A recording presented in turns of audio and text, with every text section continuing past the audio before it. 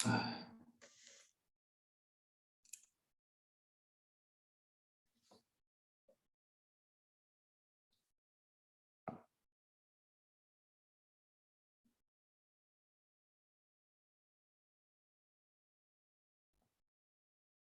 है, तो जो ये सेल्स थी इनका फॉर्मेशन हुआ, फॉर्मेशन ऑफ ईबॉन्ड सेल्स या प्रोटोसेल्स। तो प्रोटोसेल्स बनी, इसमें बोला गया प्रोटोबायोन्ट सेल में लिपिड मेम्ब्रेन वगैरह के बारे में बताया गया। अब इसके बाद देखिए क्या हुआ यहाँ पर। तो यहां तक हम लोगों ने डिस्कस कर लिया था कि किस तरीके से प्रोटोबायोन्ट सेल्स बनी या यूबायोन्ट सेल्स बनी। सिडनी फॉक्स ने एक्सपेरिमेंटली इसको डिजाइन किया और ओपेरिन ने भी इसको बताया था। अब अकॉर्डिंग टू ओपेरिन क्या बोला गया कि सबसे पहले प्रोटीन बनी, और प्रोटीन बनने के बाद क्या बना, आरएनए। सबसे पहले क्या बनी, प्रोटीन्स बनी, और प्रोटीन बनने के बाद क्या बना, तो इन्होंने बोला कि आरएनए बना। ठीक है, ये बात बोली गई। और इसके बाद में क्या बोला कि फर्स्ट रेप्लिकेटिंग मॉलिक्यूल जो था वो कौन था, आरएनए था। इस बात को अल्टमान ने बताया था सबसे पहले कि सबसे पहले जो रेप्लिकेटिंग मॉलिक्यूल है वो कौन सा है, तो आप बोलोगे आरएनए। और आरएनए जो था आपका वो किसने बताया, अल्टमान। अब देखिए इसके बाद में क्या हुआ, कुछ बातें और थी, जैसे डाटा आपको याद रखना है, क्वेश्चन पूछा जाएगा आपसे, पूछा जाएगा कि फर्स्ट लाइफ जो है वो कब ओरिजिनेट हुई। तो फर्स्ट लाइफ जो थी वो लगभग 4 बिलियन ईयर्स एगो जो है उसके फॉसिल्स मिले हमको, फॉसिल रिकॉर्ड्स, उनसे हम लोग डिफाइन कर सकते हैं कि हाँ भाई फर्स्ट लाइफ जो थी 4 बिलियन ईयर्स एगो पहले बनी थी, फर्स्ट लाइफ। इसके बाद में बोला गया कि first cellular life, first cellular life, तो फर्स्ट सेलुलर लाइफ जो थी वो आप बोलोगे कब बनी, तो फर्स्ट सेलुलर लाइफ जो थी ये इन्होंने बोला कि जो है ये लगभग 2 बिलियन ईयर्स एगो। ठीक है, ऐसे बनी। अब दूसरा देखिए, फर्स्ट सेलुलर लाइफ के बाद में इन्होंने बोला कि first non cellular format of life, है ना, फॉर्म ऑफ लाइफ। ठीक है, तो जो first non cellular form of life थी वो कब आई, तो आप बोलोगे नॉन सेलुलर जो लाइफ थी वो कब आई, तो 3 बिलियन ईयर्स एगो, ऐसे लिख लेंगे 3 बिलियन ईयर्स एगो। ठीक है, तो लाइफ 2 बिलियन ईयर्स एगो पहले, और फर्स्ट नॉन सेलुलर जो लाइफ आई वो लगभग 3 बिलियन ईयर्स एगो। ठीक है, उससे पहले आई। अब ये बात आपको डाटा याद रखना, तो फर्स्ट लाइफ कब फॉर्म हुई, 4 बिलियन ईयर्स एगो, पहले उसके फॉसिल्स भी मिले हमको। फर्स्ट सेलुलर लाइफ कब ओरिजिनेट हुई, तो आप बोलोगे 2 बिलियन ईयर्स एगो पहले। फिर आप बोलोगे first non cellular form of life कब हुई, तो आप बोलोगे 3 बिलियन ईयर्स एगो पहले। ठीक है, तो ये कहानी थी आपकी। अब देखिए इसके बाद में क्या था, यहां पर बोला गया कि जो आपका लाइफ है, जैसे मून पे लोग बोलते हैं कि लाइफ मून पे जो है क्यों नहीं है, तो मून पे लाइफ क्यों नहीं है, तो आप बोलोगे क्यों नहीं। अच्छा चलो आप ही बताओ, मून पे लाइफ क्यों नहीं है।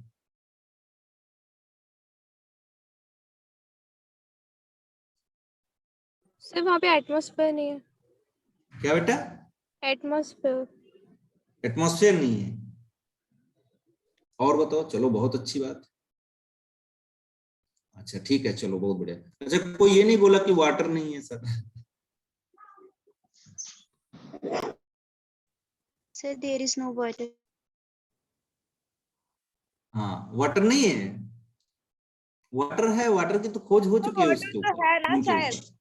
हाँ तो पुराने क्वेश्चन देखो, इसलिए पूछ रहा हूँ ये क्योंकि पुराने क्वेश्चन आप ऑब्जेक्टिव करोगे तो उसमें लिखा हुआ है due to absence of water, लेकिन वाटर तो अब हो चुका है, डिस्कवर हो चुका है, वाटर तो देखा है जो है साइंटिस्ट लोगों ने, तो वाटर तो प्रेजेंट है, लेकिन वहां पर अभी एटमॉस्फेयर नहीं है, एटमॉस्फेयर नहीं है तो कैसे लाइफ होगी। ठीक है, तो नया कॉन्सेप्ट यही है, due to absence of atmosphere.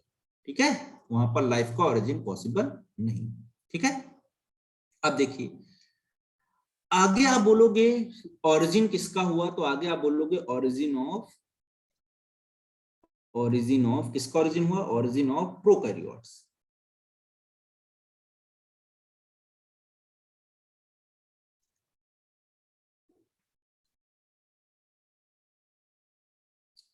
तो प्रोकैरियोट्स का ओरिजिन हुआ, प्रोकैरियोट्स का ओरिजिन में आप बोलोगे तो यहां पर क्या था, एनाएरोबिक,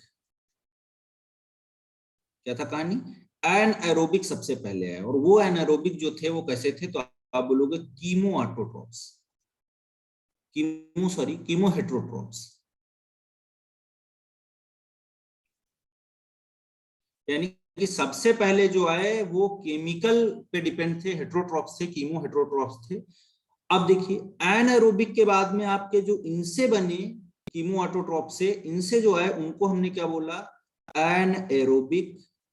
एनारोबिक कीमो ऑटोट्रॉप्स।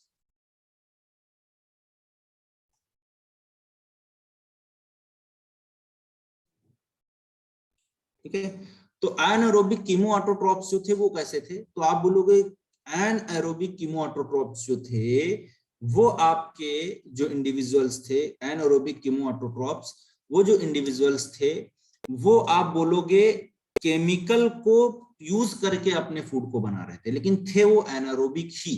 ठीक है, तो कीमो ऑटोट्रॉप्स में जैसे आप पढ़ते हो नाइट्रीफाइंग बैक्टीरिया, है ना, ये पढ़ते हो नाइट्रीफाइंग बैक्टीरिया,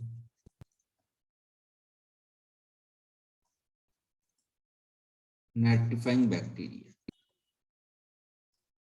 ठीक है, तो नाइट्रीफाइंग बैक्टीरिया वगैरह थे। ठीक है, इसके बाद में देखिए एनारोबिक के बाद में आप बोलोगे कौन से हुआ, तो एनारोबिक कौन से थे आपके, फोटो, इनसे कौन बना, एनारोबिक फोटोसिंथेटिक ऑटोट्रॉप्स, इनका फॉर्मेशन हुआ। तो एनारोबिक फोटोसिंथेटिक ऑटोट्रॉप्स जो थे, ठीक है, वो कौन से थे, तो आप बोलोगे एनारोबिक फोटोसिंथेटिक ऑटोट्रॉप्स जो थे इसमें बेटा कौन आ रहा था, प्लैंक्टोनिक बैक्टीरिया आ रहे थे। तो अब यहां पर कौन से बने, प्लैंक्टोनिक बैक्टीरिया,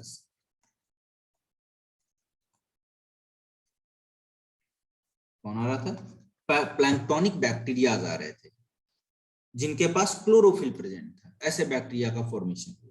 ठीक है, अब देखिए इन एनारोबिक फोटोसिंथेटिक ऑटोट्रॉप से फॉर्मेशन हो गया एरोबिक फोटोसिंथेटिक ऑटोट्रॉप्स, जिसमें आप बोलोगे साइनोबैक्टीरिया, ब्लू ग्रीन एल्गी, ये सब आ जाते। तो एनारोबिक फोटोसिंथेटिक ऑटोट्रॉप से आपको देखने को मिलेगा, दूसरे आएंगे वो कौन से होंगे, तो आप बोलोगे दूसरे जो होंगे वो कौन से होंगे, तो आप बोलोगे एरोबिक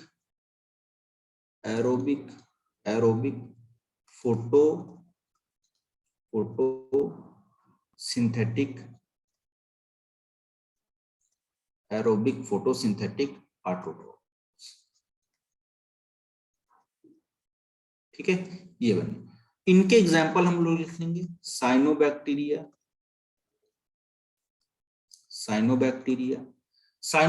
के अलावा आप बोलोगे ब्लू ग्रीन एल्गी,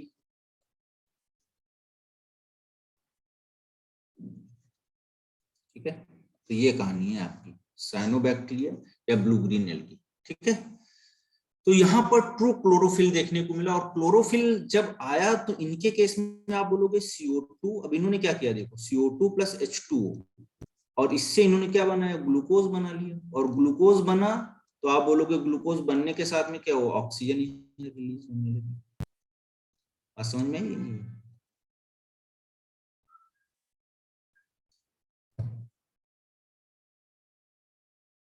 ठीक है, तो इस तरीके से जो है धीरे धीरे क्या हुआ, ओरिजिन हुआ प्रोकैरियोट्स का। ठीक है, क्लियर है।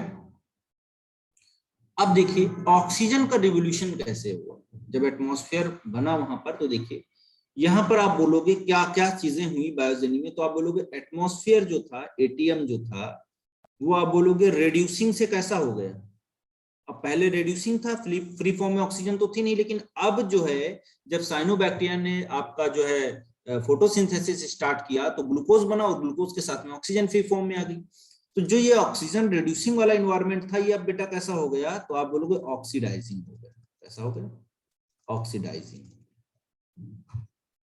कैसा हो गया, ऑक्सीडाइजिंग हो गया। अब कोई चांस नहीं बचा था कि फिर से केमिकल इवोल्यूशन होता, क्योंकि इन्वायरमेंट ही ऑक्सीडाइजिंग हो गया, है ना। अब देखिए फिर क्या हुआ, इसके बाद में ऑक्सीजन जो थी वो रिएक्ट की O से, और इसने क्या बना दिया, O3, यानी कि अब एटमॉस्फेयर पे ओजोन लेयर का भी फॉर्मेशन हो गया। तो ओजोन लेयर यहां पर बन गई, ओजोन लेयर फॉर्म। ठीक है, बन गई ओजोन लेयर। अब ओजोन लेयर बन गई, ओजोन लेयर बनने के साथ साथ में आप बोलोगे यहाँ पर क्या होगा, रेस्पिरेशन जो था वो कैसा हो गया, रेस्पिरेशन जो था वो कैसा था, पहले एनाएरोबिक था, अब ये चेंज होके कैसा हो गया, तो आप बोलोगे aerobic.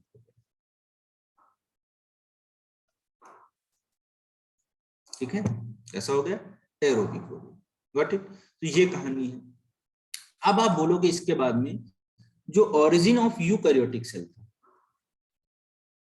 Origin of eukaryotic cell, तो यूकैरियोटिक जो सेल्स थी उनका ओरिजिन कब हुआ, तो आप बोलोगे about 1.5 billion years ago.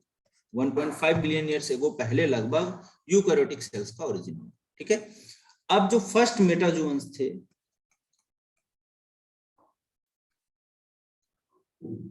First मेटाजोन्स थे करीब करीब आप बोलोगे 0.7 बिलियन ईयर्स एगो। ठीक है, वो बने पहले जो मेटाजोआ थे, जो उनके पास मल्टी सेलुलरिटी थी, वो जो एनिमल्स थे वो लगभग 0.7 बिलियन ईयर्स एगो पहले बने। ठीक है, तो ये कहानी हो गई आपकी जो है ओरिजिन ऑफ प्रोकैरियोट। ठीक है, अब ये हमारा पूरा कंप्लीट हो गया, लाइफ की ओरिजिन हो गई, हमने बता दिया आपको कि किस तरीके से कीमोजेनी से बायोजेनी तक का सफर क्या था। अब इसके बाद में बेटा आप डिस्कस करेंगे हम लोग कि एविडेंसेस ऐसे कौन से थे जो फेवर करें केमिकल एवोल्यूशन। ठीक है, तो उसके लिए एक जो है एक्सपेरिमेंट दिया गया। हाँ बेटा बोलिए। सर ये लास्ट लाइन में क्या लिखा है, फर्स्ट मेटाजोन क्या होता है?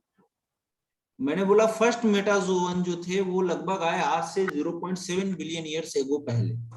मेटाजोअन्स जो होते हैं वो मल्टी सेलुलर इंडिविजुअल है, यानी कि जो आपके प्रोटोजोन से आगे बढ़ोगे, जब आप सिलेंट्रेट्स आएंगे वहां से स्टार्ट होता है ना, तो सिलेंट्रेट हुए आगे आप एनेलिडा, आर्थ्रोपोडा, ये सब हम लोग सब मेटाजोअन हैं, जिनमें मेटा मतलब मल्टीपल जो है नंबर ऑफ सेल्स हो। ठीक है, उनको मेटाजोअन्स बोलते हैं। ठीक है, अब आप इसके बाद में देखिए, इसके बाद में हम लोग डिस्कस करेंगे, हमारा ये यहाँ तक कंप्लीट हो गया जो आपका ओरिजिन ऑफ लाइफ था। तीसरी बात हम देखते हैं, तीसरी बात हम लोग देखेंगे तो एविडेंसेस जो हैं जो केमिकल इवोल्यूशन को फेवर कर रहे हैं उनकी बात करें। तो आप लिखोगे एविडेंसेस इन फेवर ऑफ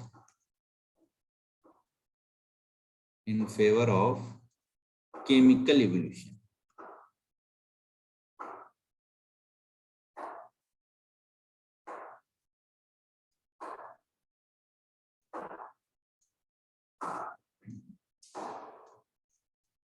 तो देखिए यहाँ पर evidences in favour of chemical evolution, तो इसमें क्या है आपका, तो यहाँ पर आप बोलोगे जो केमिकल इवोल्यूशन है उसकी बात करते हैं। तो यहाँ पर जो है एक साइंटिस्ट थे, साइंटिस्ट क्या मतलब प्रोफेसर साहब थे, हैरोल्ड यूरे, और उनके साथ साथ में एक और थे उनके स्टूडेंट, उनका नाम था स्टैनले मिलर।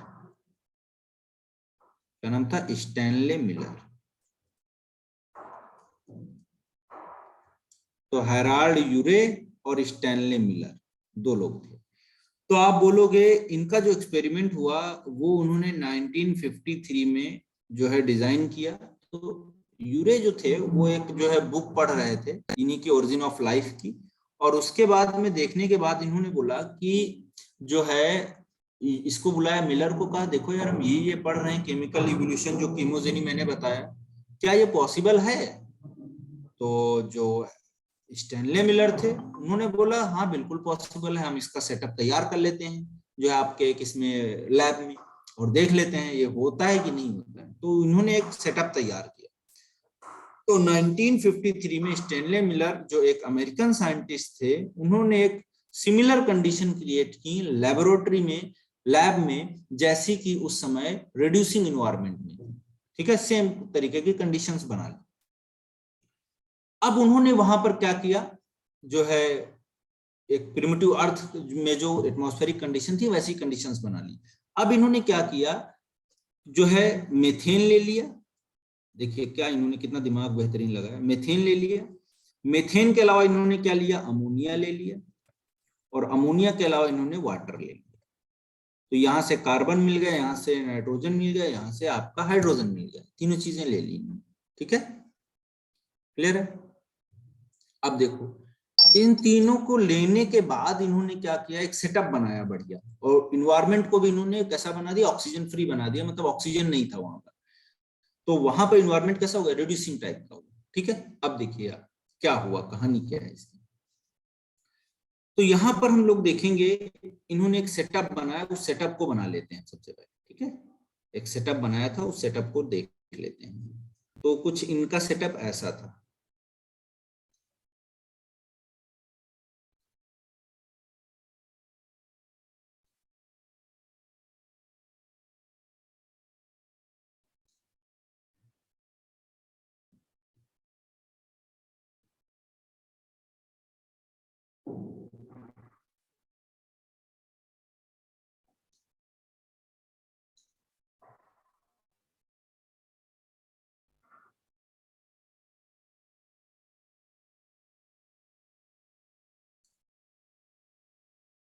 ठीक है, कुछ ऐसा सेटअप बना लिया इन्होंने।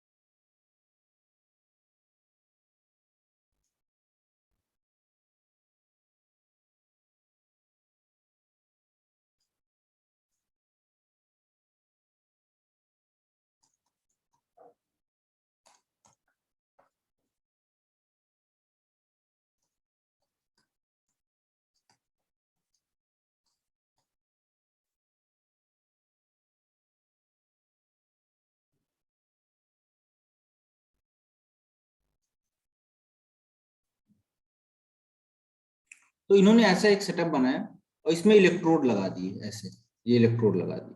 अब इस इलेक्ट्रोड में करीब टेम्परेचर इन्होंने रखा 800 डिग्री सेल्सियस, और इस बीकर में भर दिया इन्होंने क्या, मीथेन, अमोनिया और वाटर, ये भर दिया इन्होंने। अब भरने के बाद देखिए क्या हुआ, यहाँ पर भर दिया इन्होंने। अब भरने के बाद आप देखोगे, इसने 800 डिग्री सेल्सियस का टेम्परेचर दिया और इसको ऑक्सीजन यहाँ से हटा दिया, ऑक्सीजन फ्री कर दिया।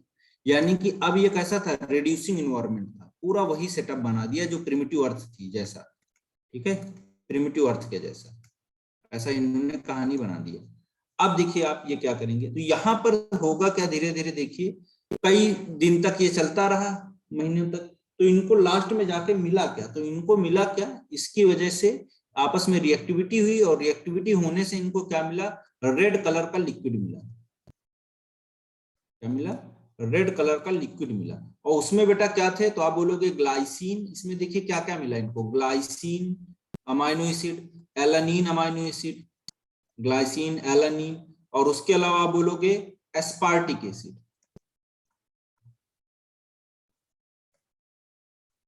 ठीक है, तो ये सारी चीजें देखने को वहां पर मिली।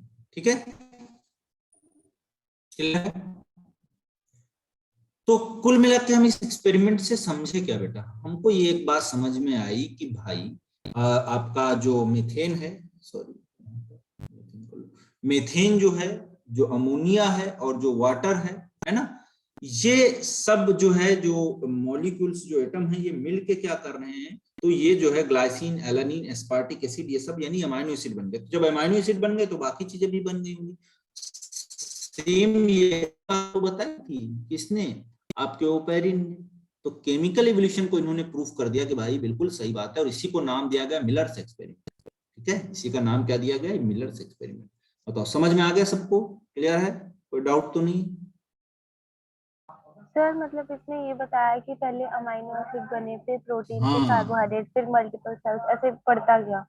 हाँ वही बात। ठीक ठीक है, चलो। तो इन्होंने क्या बोला कि भाई पहले आपके अमाइनो एसिड्स बने, ऐसे ही आपस में रिएक्शन किया एटम्स ने, तो क्या बना दिया इन्होंने लास्ट में जाके आपका, पीछे मैंने बताया था आपको क्या बना दिया, तो आप बोलोगे कि इन्होंने आपका कार्बोहाइड्रेट वगैरह बना दिए, सुगर्स बना दिए, ऐसे न्यूक्लिक एसिड बना दिया, तो ये सब सारी चीजें बनी। ठीक है, चलो बहुत अच्छी बात है, बहुत अच्छे से हम लोग पढ़ रहे हैं, क्लियर हो गया ये बात भी। अब इसके बाद में हम लोग ऑर्गेनिक एवोल्यूशन की बात,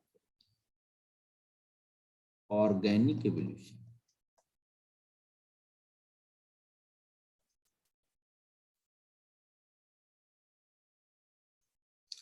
तो ऑर्गेनिक एवोल्यूशन में आप बोलोगे सिंपल फॉर्म ऑफ लाइफ जो थी,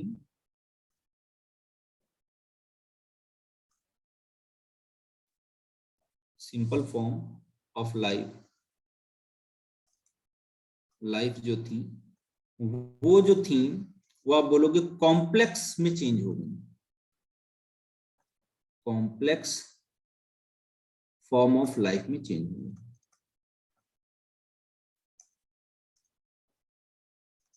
ठीक है, उसमें चेंज हो गई। तो ये जो था ये कैसे हो रहा था, ग्रेजुअल प्रोसेस हो, कैसा प्रोसेस था, ग्रेजुअल प्रोसेस था। अब आगे देखिए आप, इसमें एक लॉ हम पढ़ते हैं, डोलोज लॉ। डोलोज सर ने क्या ग्रेजुअल बताया, मतलब, क्या बेटा, सर ग्रेजुअल प्रोसेस मतलब। ग्रेजुअल का मतलब धीरे धीरे, इवोल्यूशन जो है ना वो धीरे धीरे प्रोसेस है, मतलब सिंपल लाइफ ऑफ फॉर्म जो थी वो कॉम्प्लेक्स लाइफ ऑफ फॉर्म बनी, तो वो ग्रेजुअल प्रोसेस के बना, ऐसा नहीं कि एक दिन में बन गया। ह्यूमन बना तो एक दिन में थोड़े बन गया, शुरुआत से अगर आप देखोगे धीरे धीरे क्या हो गया, चेंजेस हुए होंगे, धीरे धीरे चेंजेस होते होते कॉम्प्लेक्स लाइफ ऑफ फॉर्म बन गई होंगी, तो ग्रेजुअल प्रोसेस। ठीक है, ओके। डोलोज ने देखो क्या बोला, डोलोज ने बताया कि जो इवोल्यूशन है वो irreversible process, evolution is irreversible process।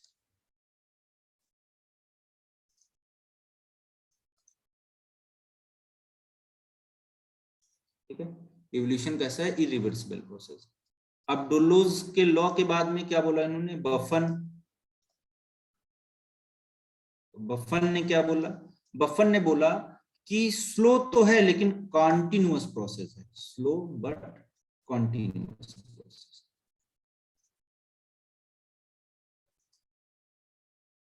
ठीक है, तो बफन हो गए ये। बफन के बाद देखिए जो आपके इवोल्यूशन टर्म था वो किसने दिया, तो इवोल्यूशन जो टर्म था उस टर्म को दिया, किसने दिया, तो आप बोलोगे इवोल्यूशन टर्म को दिया हर्बर्ट स्पेंसर ने।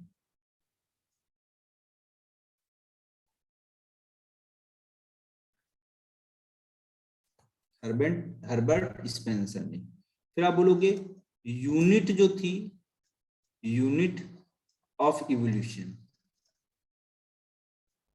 तो यूनिट ऑफ इवोल्यूशन जो है वो आपकी का जो है क्या है, तो आप बोलोगे पॉपुलेशन। ठीक है, यूनिट ऑफ जो इवोल्यूशन है वो क्या है, आपकी पॉपुलेशन। इसके बाद में फर्स्ट स्टेप ऑफ इवोल्यूशन क्या है, फर्स्ट स्टेप ऑफ इवोल्यूशन, तो फर्स्ट स्टेप ऑफ इवोल्यूशन जो है वो क्या है, स्पीशीएशन। क्या है, स्पीशीएशन। उसके बाद में आप बोलोगे रॉ मटेरियल फॉर इवोल्यूशन क्या है, रॉ मटेरियल फॉर इवोल्यूशन, तो रॉ मटेरियल ऑफ इवोल्यूशन क्या है, तो आप बोलोगे रॉ मटेरियल ऑफ इवोल्यूशन है आपका वेरिएशंस। ठीक है, वेरिएशंस। इसके बाद में इवोल्यूशन क्या है, एक बात और आप याद रखिएगा, इवोल्यूशन को हम बोलते हैं, इवोल्यूशन का मतलब है आपका descent of modification, descent with modification. मतलब क्या हुआ, मॉडिफिकेशन होते चले गए और धीरे धीरे क्या हुए, अलग अलग स्पीशीज का फॉर्मेशन होने लगा, तो उसी को हम बोलते हैं डिसेंट विद मॉडिफिकेशन। ठीक है, अब टाइप ऑफ इवोल्यूशन में अगर आप पढ़ोगे तो आप देखोगे ऑर्गेनिक इवोल्यूशन, लिविंग बीइंग बने उसमें। फिर आप बोलोगे इनऑर्गेनिक इवोल्यूशन में नॉन लिविंग थिंग्स जैसे रॉक, ओशियंस, ये सब बने, ठीक है। ऐसे इवोल्यूशन दो तरीके के और होते हैं, एक होता है प्रोग्रेसिव, एक होता है रेट्रोग्रेसिव। प्रोग्रेसिव का मतलब जो हम लोग देखते हैं प्रोग्रेसिव होता है, और रेट्रोग्रेसिव का मतलब क्या है, जैसे वायरस के अंदर जो इवोल्यूशन हुआ, वायरस जो बने वो रेट्रोग्रेसिव इवोल्यूशन से बने, ठीक है। बैक्टीरिया से ही वायरस का डेवलपमेंट हुआ ऐसा माना जाता है, ठीक है। तो ये कुछ चीजें थी, मैंने ऑर्गेनिक इवोल्यूशन को स्टार्ट करने से आपको पहले बता दिया, ये आप ध्यान रखिएगा, ठीक है। डोलोज लॉ क्या था, इरिवर्सिबल प्रोसेस है इवोल्यूशन की। बफर ने क्या बोला, स्लो प्रोसेस है बट कंटिन्यूअस प्रोसेस है। एवोल्यूशन जो टर्म था हर्बर्ट स्पेंसर ने बताया। यूनिट ऑफ एवोल्यूशन क्या है, पॉपुलेशन है। फर्स्ट स्टेप ऑफ एवोल्यूशन क्या है, स्पेसिएशन है। और रॉ मटेरियल फॉर एवोल्यूशन क्या है, तो आप बोलोगे वेरिएशन। तो इस तरीके से बहुत सारी चीजें हमें देखने को मिली, ठीक है, क्लियर है। अब हम बात करेंगे एविडेंसेस ऑफ ऑर्गेनिक एवोल्यूशन, ठीक है। क्या क्या एविडेंसेस थे जो ऑर्गेनिक एवोल्यूशन के रिस्पेक्ट में दिए गए। चलिए अभी तो टाइम है काफी, तो देखते हैं हम लोग। तो हेडिंग डाल लेंगे हम लोग evidences of organic evolution.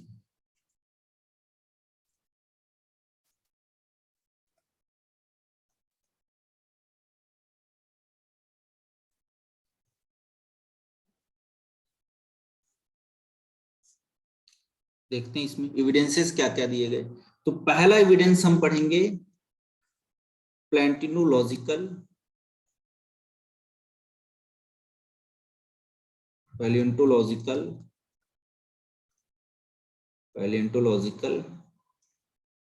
Evidences.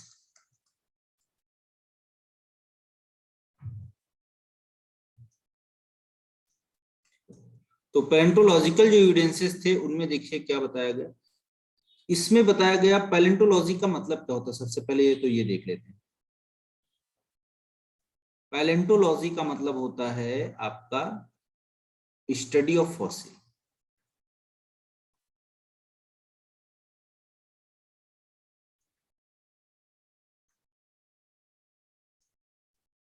ठीक है, स्टडी ऑफ फॉसिल। अब देखिए आप इसके बाद में फॉसिल का स्टडी करना क्या कहलाएगा, पैलेंटोलॉजी कहलाएगा। अब फॉसिल्स जो थे वो हार्ड पार्ट भी हो सकते थे किसी इंडिविजुअल के, है ना, और जो है रॉक के नीचे दबे हुए मिले हमको, सेडिमेंट्री रॉक के नीचे दबे हुए मिले। तो पैलेंटोलॉजिकल एविडेंसेस में हमको जो फॉसिल्स मिले सेडिमेंट्री रॉक के नीचे दबे हुए, उनको हमने स्टडी किया और उनका कार्बन डेटिंग किया, एज निकाला, और हमने पता कर लिया कि भाई वो कितने पुराने हैं, किस साल में, या मतलब कितना साल पहले पुराने होंगे वो। तो इस तरीके से पैलेंटोलॉजिकल एविडेंसेस बहुत सारे मिले। देखिए इसमें जैसे कोई रॉक है, मान लो सेडिमेंट्री रॉक, सेडिमेंट्री रॉक बनना स्टार्ट हुई, मान लो एक टाइम रहा होगा, कोई मान लो ये आपका इतना पार्ट बना। अब यहाँ पर कोई एनिमल ऐसे दब गया, एनिमल दब गया। अब दूसरा, फिर इसके ऊपर जो है यहाँ पर कोई एनिमल दब गया, फिर आगे रॉक बनती चली गई, यहाँ पर कोई दब गया। तो जो लेयर्स थी जब उनकी खुदाई हुई तो क्या देखा गया कि हर एक लेयर में अलग अलग तरीके के ऑर्गेनिज्म जो है उनके फॉसिल्स हमें देखने को मिल रहे हैं। तो पैलेंटोलॉजिकल एविडेंसेस में हम लोग पढ़ते हैं कि भाई फॉसिल्स जो मिले हमको वो स्पेशली कहाँ मिले, वो फॉसिल मिले हमको सेडिमेंट्री रॉक में। कहाँ मिले, सेडिमेंट्री रॉक्स में मिले, ठीक है। कार्बन डेटिंग बेटा आपके कोर्स में नहीं है, उसमें कुछ रेडियो एक्टिव सब्सटेंस होते हैं, यूरेनियम, आपका पोटेशियम, कार्बन और इलेक्ट्रॉन स्पिन, ऐसे करके बहुत सारी चीजें होती हैं। तो उनसे हम कार्बन डेटिंग करके पता कर लेते हैं कि इनका एज कितना होगा। कार्बन डेटिंग एक अलग मेथड है, वो तो आपके सिलेबस में है भी नहीं, ठीक है, और हमको पता भी नहीं है, जरूरत नहीं है उसकी। चलिए, तो कार्बन डेटिंग किया भाई, और कार्बन डेटिंग करने के बाद जो है उन्होंने एज का पता कर लिया, ठीक है बेटा। चलिए, तो अब देखिए इसमें हुआ क्या, जब इनका जो है निकाला गया तो अब इसमें पूछता है कि सबसे पुराना बताओ कौन सा होगा। तो सबसे पुराना कौन सा होगा, जो सबसे पहले आया ये वाला सबसे पुराना होगा, ये अर्लियर होगा। तो हमको पता चल जाएगा कौन सा पुराना है, कौन सा जो है नया फॉसिल है। तो इस तरीके से हम पैलेंटोलॉजिकल एविडेंसेस से, स्टडी से पता कर लेंगे, ठीक है, डन।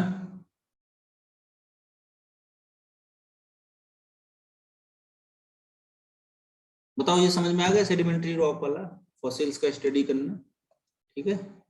अब बेटा पैलेंटोलॉजिकल एविडेंसेस में हम देखेंगे फॉसिल्स कितने तरीके के होते हैं, कितने प्रकार के होते हैं। तो यहां पर हम लोग लिख लेंगे types of fossils, type of fossils.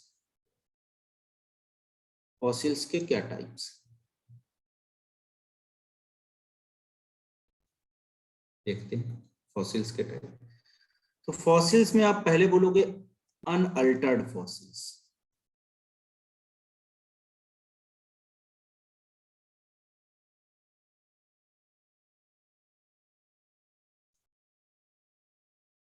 तो अनअल्टर्ड जो फॉसिल्स थे वो कैसे थे उनकी बात करते हैं। तो यहां पर आप बोलोगे, जैसे एग्जाम्पल है इसका, आप बोलोगे वूली मैमथ। वूली मैमथ जो थे साइबेरिया के, जो वो आपके रेगिस्तान थे या साइबेरियन जो रीजन थे, पोलर रीजन, तो वूली मैमथ जो थे बड़े बड़े हाथियों को बोलते हैं वूली मैमथ, एलिफेंट, है ना। तो आपने आइस एज करके मूवी भी देखी होगी, उसमें दिखाया गया है मैमथ को, जो रहते हैं ठंडी जगहों पे, व्हाइट व्हाइट बड़े बड़े, देखा है आइस एज मूवी, यस छोटे थे, सर। हम Yes, छोटे sir. थे। इनका बहुत बड़ा बड़ा बॉडी होता है ना, पूरा एकदम जबरदस्त वाला। तो उली मैमथ को हमने देखा, एलिफेंट को देखा यहाँ पर, उनके हमको, तो उनके जैसे वो मर गए, मरने के बाद उसी बर्फ में दबे रहे, फ्रोजन आइस में। तो बर्फ में पता है हमें कुछ खराब होना नहीं था बॉडी, तो इवन उनके पूरे के पूरे जो है बड़े बड़े वो विशाल काय जो है, पूरे पूरे बॉडी मिली उनकी बड़ी बड़ी। तो उली मैमथ जो थे वो अनअल्टर्ड फॉसिल्स थे, जैसे मरे थे वैसे ही वो मिल गए, वैसे ही पड़े हुए थे, तो उनको हमने बोला अनअल्टर्ड फॉसिल्स, ठीक है, क्लियर है। अब दूसरा देखिए, इसके बाद में हमारा क्या था, पेट्रीफाइड फॉसिल्स। कौन से थे, पेट्रीफाइड फॉसिल्स।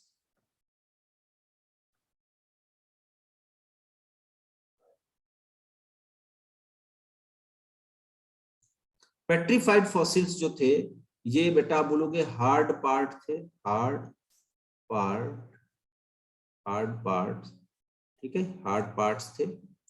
और इसमें आप बोलोगे बोन, टीथ वगैरह, बोन हुआ, टीथ हुआ, ये सब, ठीक है। शेल हो गया, शेल हो गया, शेल के बाद में वुड हो गया, है ना,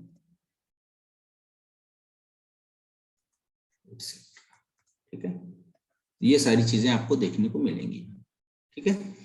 तो ये जो हार्ड पार्ट थे जो है ना, इनमें ऑर्गेनिक मैटर जो था वो डिकम्पोज हो गया। पेट्रीफाइड का मतलब समझिए, इसको आगे मैं अगले स्लाइड में समझा रहा हूं आपको। जैसे मान लो ये, मान लो किसी का जो है कुछ सेल वाला पार्ट, ठीक है, यस। अब इसमें ऑर्गेनिक मटेरियल भरा हुआ होगा, बोन ही मान लो है, उसमें ऑर्गेनिक पार्ट भरा होगा, ये ऑर्गेनिक होगा, ऑर्गेनिक मैटर। तो ये ऑर्गेनिक मैटर जो होगा बेटा, आप क्या होगा देखिए, तो ये हो जाएगा पड़े पड़े डिकम्पोज, क्या हो जाएगा, डिकम्पोज हो जाएगा। अब ये डिकम्पोज हो जाएगा तो जो बचेगा आपका, ये इसमें क्या भर जाएगा, ये खोखला बचेगा, इसमें डिपोजिशन हो जाएगा किसका, तो आप बोलोगे इसमें डिपॉजिट हो जाएगा क्या आपका, तो आप बोलोगे इसमें डिपॉजिट हो जाएगा आपका क्या, मिनरल्स। तो यहाँ पर मिनरल्स भी डिपॉजिट हो जाएंगे, ठीक है। अब मिनरल्स डिपॉजिट हो जाएंगे तो आप इसको क्या बोल दोगे, पेट्रीफाइड फॉसिल्स।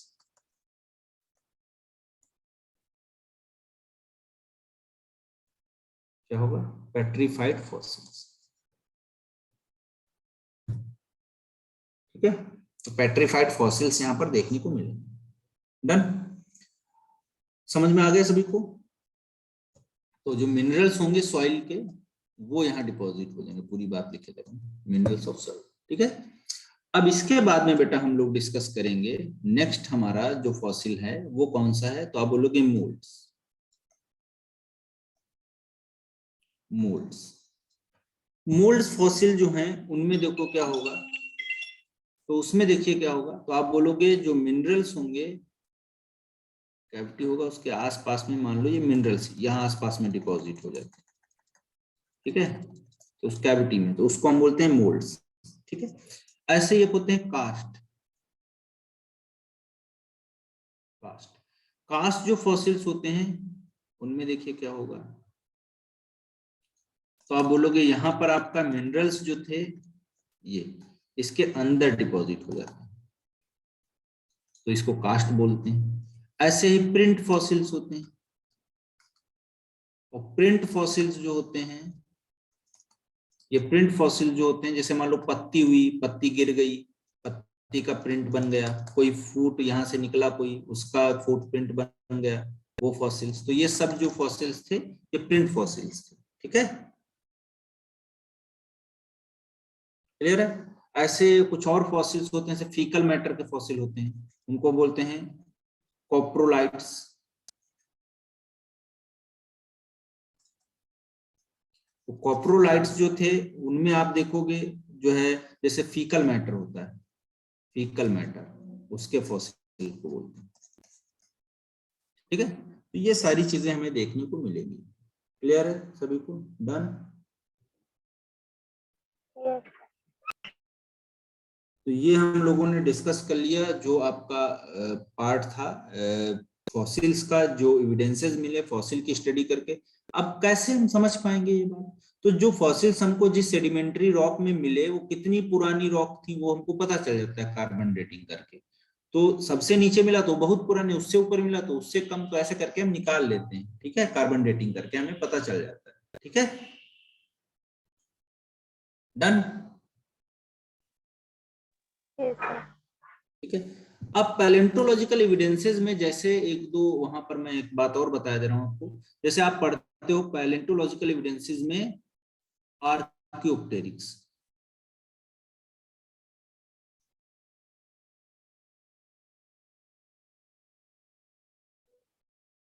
तो आर्कियोप्टेरिक्स की जब बात करोगे आप, तो ये जो रॉक थी जुरासिक टाइम की थी, रॉक ऑफ जुरासिक पीरियड।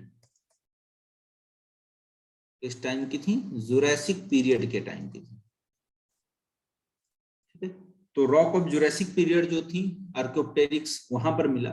ये बेटा क्या था? मिसिंग लिंक था, missing link between the reptiles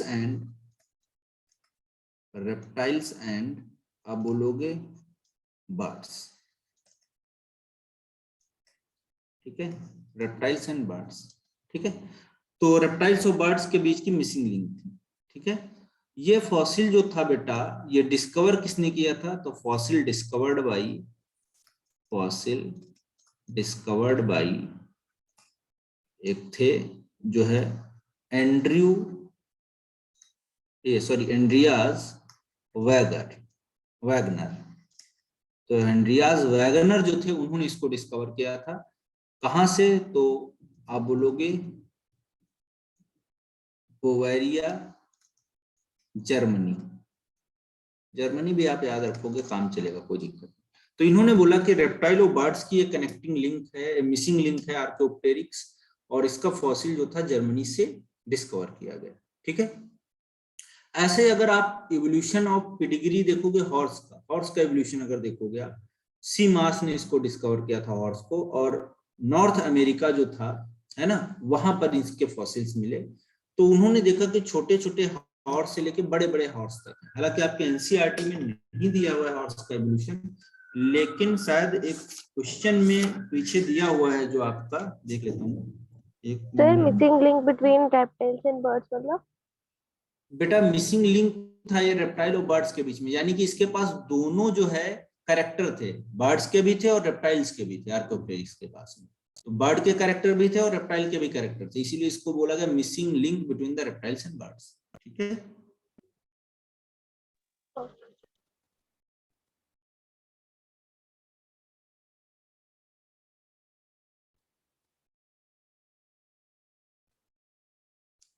हाँ ये देखो 10 नंबर एक्सरसाइज में 10 नंबर क्वेश्चन है, पेज नंबर 142 पे। Using various resources such as your school library और the internet and discussions with your teacher, trace the evolutionary stages of any one animal, say horse। ठीक है। तो horse की बोला कि बहुत सारी स्टेजेस को आपको बताना है, तो बताओ भाई, पढ़ा दें इसको कि छोड़ दें? सर पढ़ा दो। कहीं पे है नहीं आपके एनसीईआरटी में तो कहीं नहीं दिया, लेकिन एक क्वेश्चन लास्ट में डाल सर दिया। पढ़ा दो। पढ़ा देंगे क्योंकि ये बोर्ड में पूछ सकता है आपसे, है ना। ठीक है, तो अगली क्लास में हम हॉर्स का इवोल्यूशन पढ़ लेंगे, है ना, टाइम लगेगा उसमें थोड़ा। क्या बोलते हो? Yes sir. चलो ठीक है, तो यहाँ तक आप लोग तैयार करिए इवोल्यूशन, बहुत इंपॉर्टेंट है बेटा, है ना। ये बहुत इंपॉर्टेंट चैप्टर है आपका, इसमें से बहुत क्वेश्चन आता है बोर्ड एग्जाम में, तो बहुत अच्छे से पढ़ना है, सर बहुत ये इसीलिए। चैप्टर बोर्ड में नहीं आ रहा। यस सर, ये हाँ, बोर्ड में नहीं आ रहा। बोर्ड में नहीं आ रहा है। नहीं सर। नहीं। कोई बात नहीं, नहीं आ रहा फिर भी पढ़ना तो ही आगे आपको, ऐसा थोड़े नहीं पढ़ना, बिना पढ़े तो काम चलेगा नहीं। ठीक है, सर जो चैप्टर कटे हुए हैं वो तो आएंगे ना नीट में? हाँ वो सब आएंगे, पूरे आएंगे। और नीट का आप लोगों को फॉर्म जो है, डेट आ गया, भरना है उसको। ठीक है, अभी डेट आया, मतलब नोटिफिकेशन वो वाला नहीं आया एनटीए के थ्रू, लेकिन आगे अभी फॉर्म का डेट आया, तो उसको भरना है सबको, सबको एग्जाम देना है। ठीक है, मेहनत सर करना है डीयू उसके के बाद। फॉर्म निकल गए हैं? फॉर्म अभी तो बेटा नहीं, कंफर्म नहीं है कब आ रहा है, लेकिन मान के चलो आप आ जाएगा 10-15 दिन में, अप्रैल में आने को है। ठीक है, चलो तो आज के लिए यहीं तक रखते हैं हम लोग, है ना। Okay sir, thank you sir. ठीक है, बाय बाय, टेक केयर।